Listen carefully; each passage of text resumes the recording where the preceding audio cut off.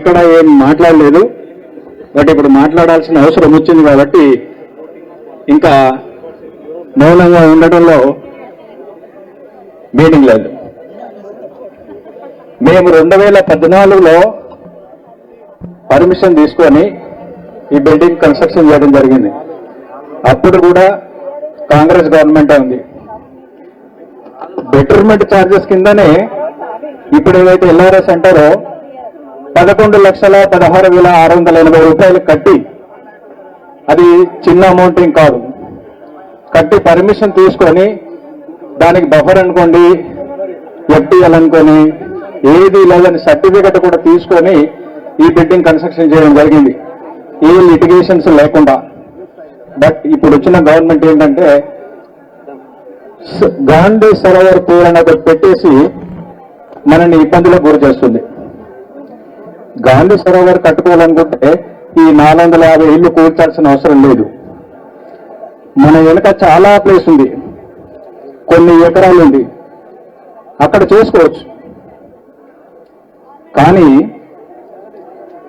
ప్రభుత్వం ఎప్పుడైనా అక్విజిషన్ ఎలా చేస్తుందంటే ఒక స్కూల్కో, ఒక హాస్పిటల్కో, రోడ్ వైడింగ్కో, ఏదైనా పబ్లిక్ అవసరాలను బట్టి అక్విజిషన్ చేస్తుంది.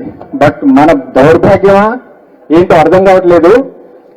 దీన్ని టూరిజం డెవలప్మెంట్ కోసం తీసుకుంటామని చెప్తారు. టూరిజం డెవలప్ చేయాలనుకుంటే ఇప్పుడు ఏదైతే రేవంత్ రెడ్డి గారు చెప్పినట్టు 4th సిటీ అని చెప్తున్నారు. అక్కడ కట్టుకో 200 ఎకరాలు కాకపోతే 600 ఎకరాలు కట్టుకో, మాకు ఇబ్బంది లేదు. ఇప్పుడు ప్రైమ్ మినిస్టర్ గారు కట్టారు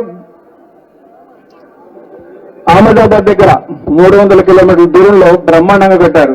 ఆయన ఎవరి ఇల్లు కోతకుండానే కట్టుకున్నారు. మనను కూడా వదిలిపెట్టండి.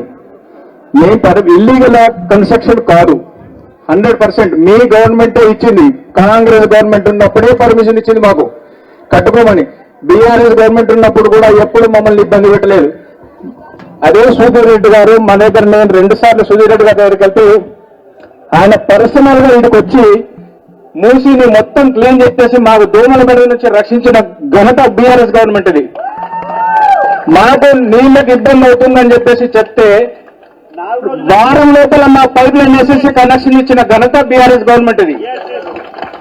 నేను సవితా మేడం గారి దగ్గరికి ఒక్కరోజు వెళ్ళాను. ఒక్కరోజు వెళ్తే మన మెయిన్ గేట్ దగ్గర రోడ్డు వేయించిన ఘనత బీఆర్ఎస్ గవర్నమెంట్ ఇది.